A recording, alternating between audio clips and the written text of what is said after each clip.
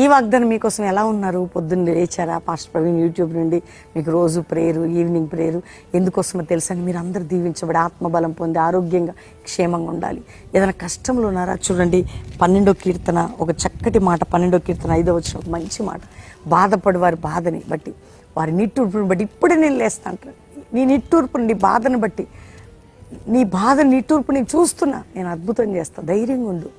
ఎందుకమ్మా బాధలు, ఎందుకు గాయాలతో, ఎందుకు నిందలతో, ఎందుకు అవమానాలతో, ఎందులో నువ్వు చిక్కుబడి వేదన పడుతున్నావు? చూచే దేవుడు, విడిపించే దేవుడు, గొప్ప దేవుడు, నా ప్రభు రక్షకుడు. ధైర్యంగా ఉండండి.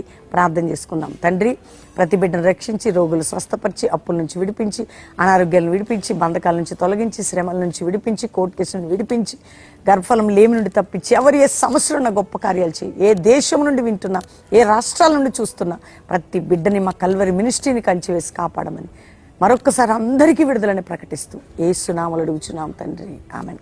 Pastor Praveen official insta follow అవ్వండి.